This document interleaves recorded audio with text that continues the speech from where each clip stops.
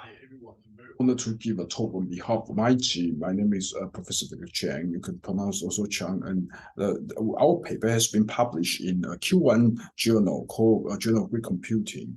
And if you can, please also read our paper. I'm going to show you at the end. I intend to spend about 40 minutes for this. And today we have around 43 slides or so, and there are a lot of contents. First of all, I'm going to explain about the introduction. I'm going to then explain the problem statement with the overall architecture. Then we'll explain about our approach that stands for MCPPM, which means the multi-perspective conformance-oriented predictive business process monitoring and experiments and results. And then finally, with the conclusion, future work.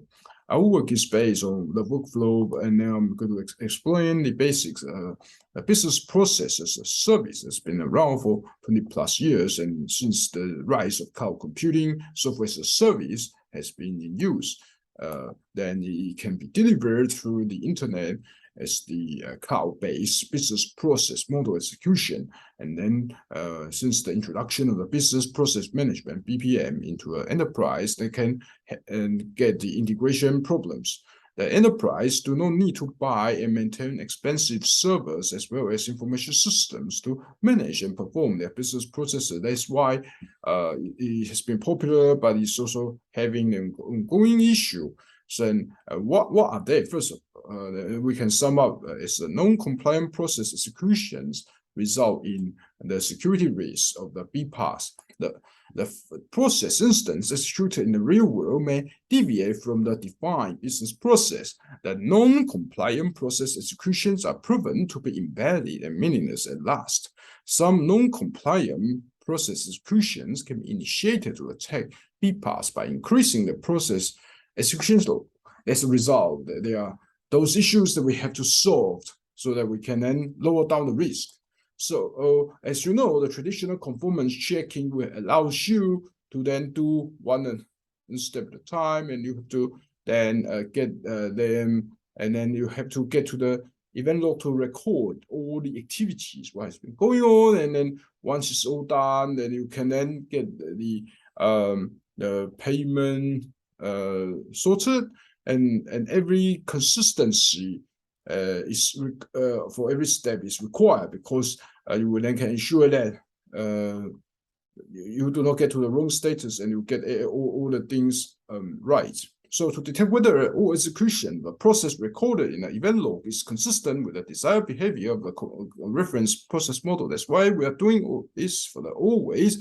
And then you can conclude that the conformance of the process instance can only be determined when it's completed offline. Obviously, you have to wait until it's all completed, and wait until it's offline. It's not very efficient. Therefore, the online conformance checking is quite crucial in our approach, that we have the object to ensure that it's always in a running process instance. Then we can then have the online calculating the conformance in real time to deal with that in real time. Then we cannot perceive the final conformance of the ongoing case. Therefore, online conformance checking has the advantage. Then conformance-oriented predictive process monitoring, or we can call that conformance-oriented PPM.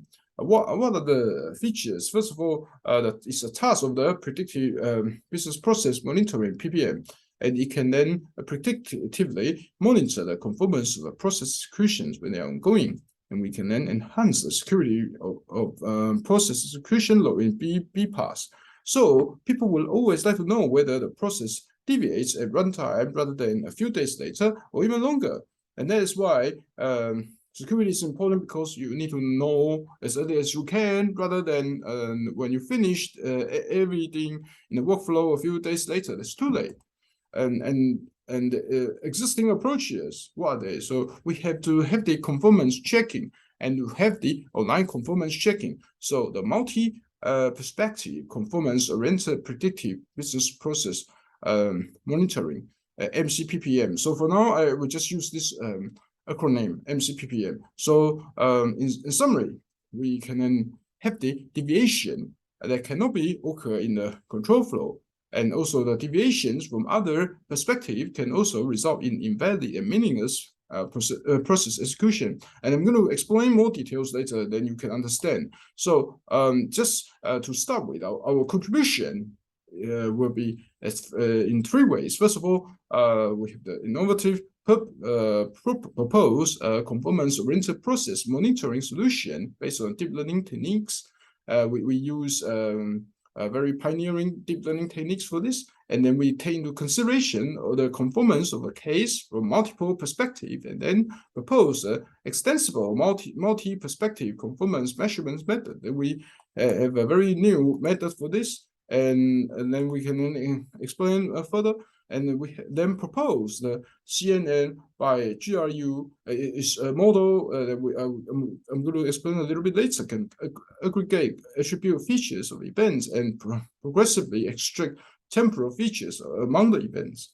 So these are the 3 contributions we have. Then we can then explain the problem statement overall architecture, because there are some theories involved. And first of all, we need to know the process model in terms of the Petri with a constraint. So ensure that we have the M, and the model with the key elements with the P, T, F, V, GT, GT, also GR, GT. So in a way that we list the places for P, and the transition T is a labeled activity name, and we have the list of director arcs. So with the F, so then they are also very dependent on the relations between P and T, and so that are recorded as a flow relation, and the list of variables being there. So the constraint functions that relates to a set of logical expression in terms of a data perspective to each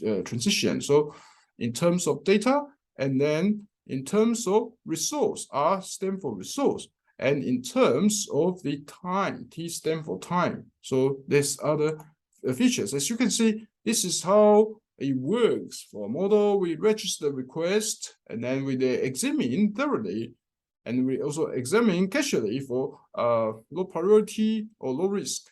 Then we check the tickets, and then we can decide. Then if there is something wrong, we then reinitiate request to check again. Then we can then have the pay compensation or reject request till the end. So we then can check the status at the time that we wish for. And that's the main advantages, rather than to wait for the workflow to be fully completed, which may take a long time. And the measurements of the multi-perspective model, reachable trace, we want things will be able to be reachable, and we can trace them. And then event, we need to know what are events. We need to know the event log. They are all related. They go recorded, and then trace, prefix trace. So we need to trace again, but they are also, each process execution can generate a non-empty finite time order sequence of events. So in that way, we then can help us to make a better management and prediction later on. And then the control flow alignment, optimal alignment, is a control flow alignment between process models M and its executor trace. Sigma can be defined as a sequence. So then we can know they need to have a control flow, and then they need to get them in the good shape, and then after that we can optimize for better performance. And then with the control flow fitness, we need to ensure that the process model and the control fitness trace sigma L is introduced to measure the conformance from the control flow perspective. So we need to get fitness, which means that we need to get the best fit. It's just like you imagine you buy a clothes, they got to fit to your body. And you don't get it too big or too small. So there is the same thing. We are doing this. We got to have a very good fitness, and data fitness. Of course, needless to say, data fitness is crucial for all data science related research and work. And therefore, we have to also ensure the data fitness is in place. The resource fitness, yes, we don't want to overspend or overutilize or underutilize all the limited resources we have, especially when you are in a high computational resources that getting the limited resources or getting resources in a specific amount of time can be quite challenging. Then time fitness, of course, we have to ensure that all the tasks can be done within a period or within a period that we wish for. Therefore, time fitness is also crucial, and the multi-perspective conformance is a process model so that we have the trace. So then after that, we calculate the fitness, we multiplying all this, and then we sum them up together. We initially with the control flow, with the data, with the resources, and then with the time. And then we can then get the multi-perspective conformance labeling. So after that, when we know what are the status, then we can begin to put a label. That's also helpful when you have so many workflows and so many jobs. And then we can then continue to do the attribute encoding, event encoding, and trace encoding. Because when we have done the work or complete work at different stages or different level of complexity, often we lose a track. We do not know the status very easily, and we cannot spend too much time to query or to check the event logs. So therefore, the attribute encoding, event encoding, and trace encoding will be very useful in their purpose. And then we can then predict those models when we have all the outcomes all together, and based on the successful running, we can have a better prediction of when the certain task can be done, or the status of task can be within our expected progress. So the problem statement has there are three things for the input. So the process model M described in our model, and the event log, which has to consistently having very up-to-date results, and also the ongoing case sigma.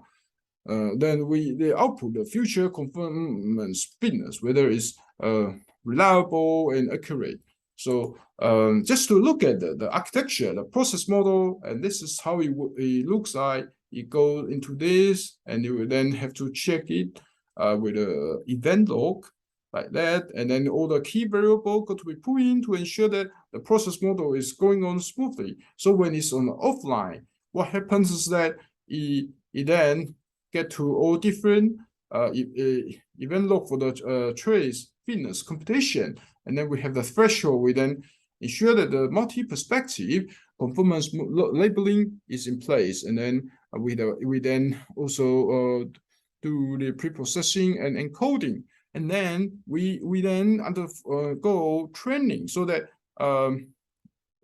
all the data can be useful for our algorithm, and we get a better outputs and higher quality of outputs, and then we then train our data with different algorithms, and then we input it and predict, so that when we have a better accuracy, we can make of course, a much better prediction. So this is how it works in a nutshell. And then the third part is the MCPPM approach. So I will talk about the algorithm. So first of all, with the model, this is quite crucial. And as you can see, these are the key variables I explained earlier on, and with the event log, and then with the weight parameter, because weight parameter can determine like the amounts or how important they are, and to give the certain or specific weightage. And then with the event log after the multi-perspective conformance measurement, with that formula again, and with the fitness and the signal in place. So first of all, we then check the output to initialize with the event log. Then we have the time, which stands for the get the reachable trace. And again, there are also some key element in this. So then we perform loops. So in the loops, then we have the initialize the collection of the key value pair for each trace L.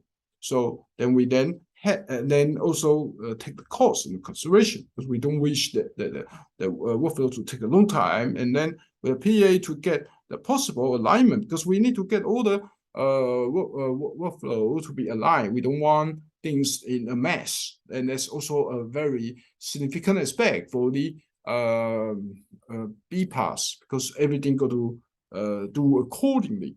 Then we then perform this, and to get the possible alignments. So we need to get possible alignments also under the course computed. We don't want to overspend too. So then after we perform this, then we then find the cause for the align trace, and then also the cause for any update. But also we then get a fitness. So first of all, we then do the control feed, and then we data feed, the resource feed, the time feed, so that after that we then get all the weightage. So the fitness is a weightage. Imagine you may think there are 4 departments in your company, and each company may have a different weightage at a different scale of time, or due to the requests of the workload from the directors or clients, and then you get a fitness. And then with the multi-perspective conformance model, and this involved with more work with inputs as follow, and then with the conformance threshold to take into consideration the weight parameters in this. So output is to get a predicted multi-perspective conformance class. So then we then perform the loop, and then we use the case.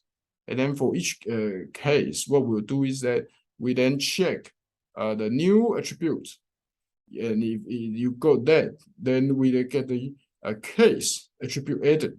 So each time you first of all you check what you have, then after that you keep updated with attribute, and then we then perform the event attributes, because as we have explained, there are different attributes to look after, and the next one is the event. So again, you then see and check what events are, and then you keep updated. Then you get the case attribute and event attribute together. Then after that, you perform loops again. You check the number of encoding, and then with the attribute dimension, because they can be in different dimensions available, and then you then add what you have into the fitness. Then after that, you then get to the weightage and with the result, so that with the loss. Why is it important? Because we also have to consider the loss being involved. So when we then give a better update, because certain failures or certain degradation to your qualities because of a loss of the weightage, loss of the data or resource quality, and so on. So then after we get a full non-encoding for the best up-to-date result. So it's always better to present result and analysis through diagrams. So this is the input layer. Imagine there are different events, they're all ongoing, and then there are different paddings for different convolutions in such as the CNN model, and then you can see their first layer of our model is that they got a lot of GRU, and they are all being the outputs of the input layer. Then you then can get to different layer, and then with the ones in the middle, and you get to the next. So this is also very similar to the sequence of the workflow. But then the input layer, we have to follow this. So then this is output layer. So what will happen is that we then attribute the feature aggregation based on the CNN. So we then perform this, so that we then can concatenate, and then we then get the one of the best output here, and then one of the best output here. Then we then congregate them into the one that we look for. So this is another process being involved. And then in the middle, what happens is a temporal relation extraction based on by BiGRU. So help us to extract the required information or data in this. And then towards the end, we will then get, for instance, there are 4 events. We'll only get the outputs first 4. Then after we then combine, always combine the best outputs of each individual process. Then the output layer will then have the signal. It will to take the consideration from this side and that side to combine for the best. And this is the signal to ensure that we finally just get a final output. So instead of having all these, we then sum them up together. So that is what you will get. And that will help us to understand the construction of a specific neural network based on our model. So again, lost. Why? Because for every major operation, you always may lose something in between, and that is quite relevant to know whether you have the quality degradation or whether it may have impacts to your accuracy and so on. Therefore, we have to calculate a loss.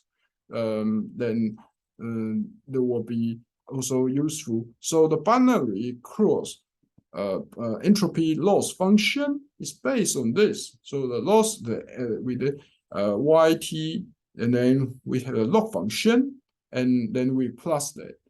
And we're going to explain a little bit further.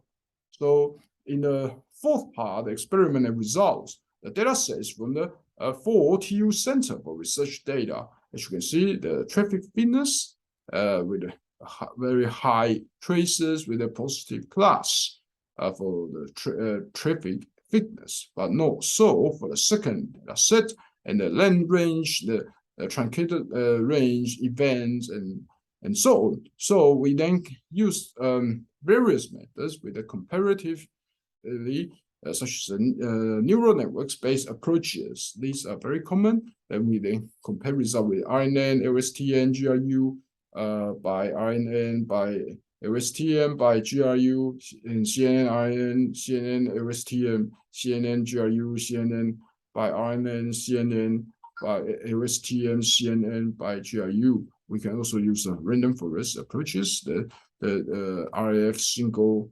last state, and also the RF single aggregator.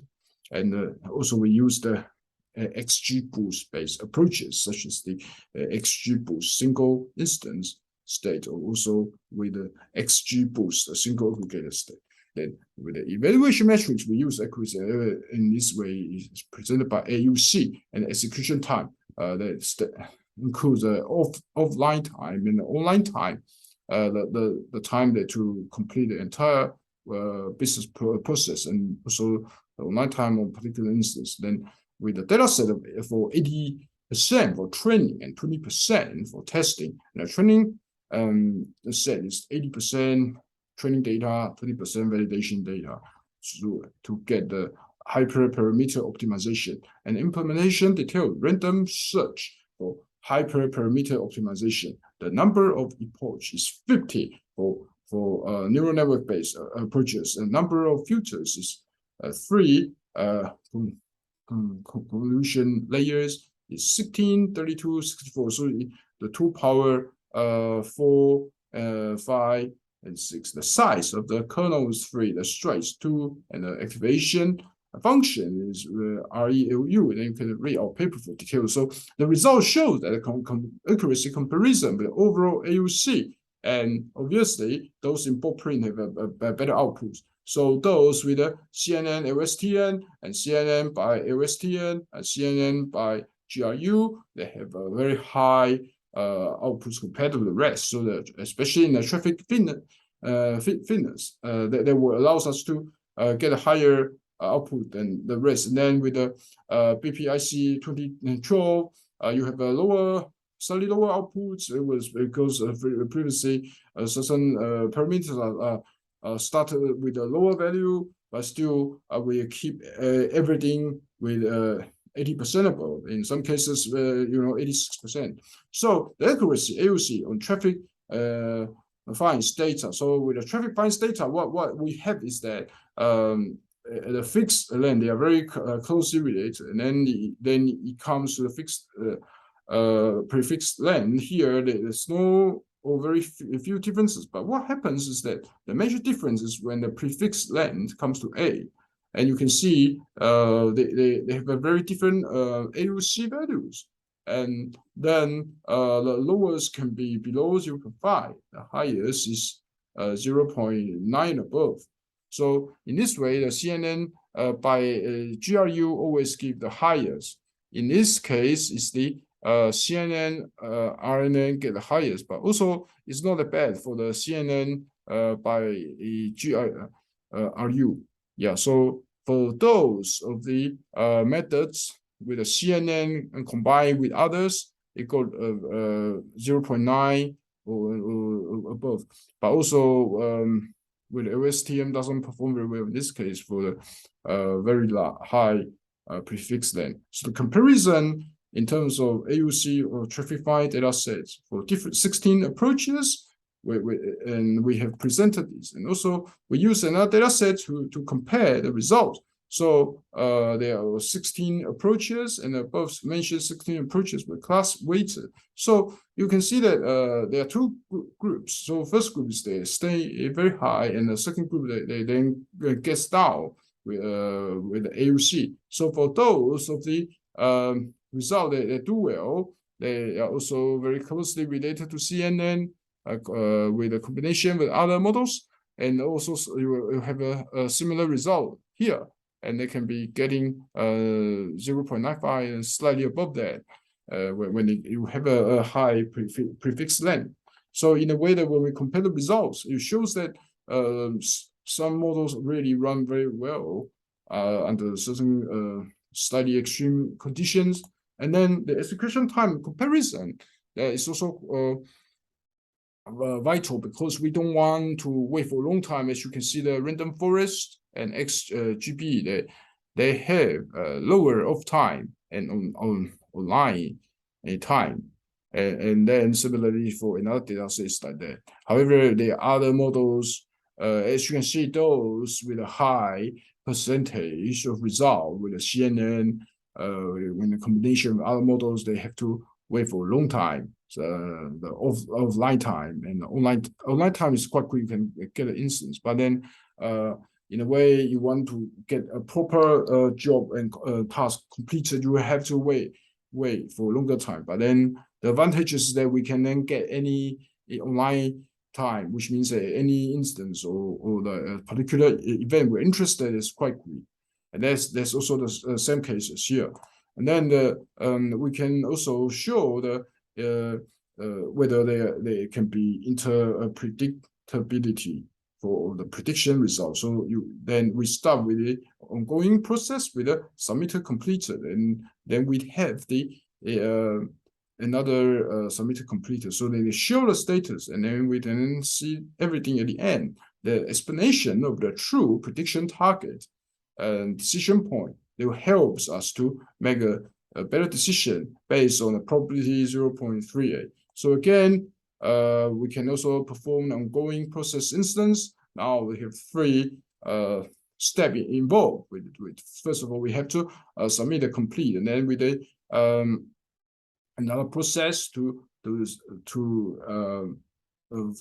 ensure that we are doing better work. And then as you can see, the event and the start, the values goes up, and then with the final schedule for the process, we then can come to the end. So that in a way that the decision point here is slightly better, 0.39. So those ways will help us to make a better decision. So the conclusion is that there are 3 points as follows. First, we propose extensible multi-perspective, which means the structure, data, resource, time, conformance, and measurement. The CNN by GRU approach can build a prediction model from the historical executed cases by simultaneously using 3-layer CNN network to aggregate the features attributes of a multi-layer bidirectional GRU network, so that we can then extract the temporal relations of events. So our proposed model can build a prediction model, and this also giving a very high AUC values. We can get a offline result very quickly too. So we develop a framework which can make use the multi-perspective conformance prediction for execution process instance. So it allows us to have a smooth process and to have a good performance for both the AUC accuracy and also the online execution time. And why should you cite our paper? Because it's first of all, we develop a working model that resolves ongoing problem. Because as you know, if the workflow takes a long time, you will have to wait, and you may have no confidence that everything may be successfully done for the first time, and we have done a good job to ensure that if you want to get a crucial data result, you don't have to wait for a long time for the online status. So that we have a brand new model with a approach that we combine CNN with other models, but also we develop our own algorithms, and we have a very forward-thinking approach. We compare 16 algorithms and to see the result and how they perform under the same circumstances. We have a high quality research outputs, and we've contributed to this field so that other areas, also researchers from other areas can then refer to our work, and because we have showed the empirical evidence, and also we then show a possible way to resolve some of the ongoing issue. So we also have very rich and very promising future work. First of all, we plan to develop a strategy on how to take actions on ongoing case based on the result of conformance prediction. Then we can consider the contextual information to improve the performance of the multi-perspective conformance prediction model. We are going to investigate the increment of the conformance prediction model based on neural networks, and to avoid the duplicate offline training. Please visit our paper, which is free. And we are very fortunate to have the support of the Aston University and also the open source funding. So we are going to help all the researchers to understand better, because in every area you get very specific knowledge. Sometimes it's very hard to understand or not easy to understand in a short period of time. So we hope that our research will also help you. And please consider citing our paper to show your support. Thank you so much for your time, and we wish you all the best. And I hope that you will enjoy everything. Thank you.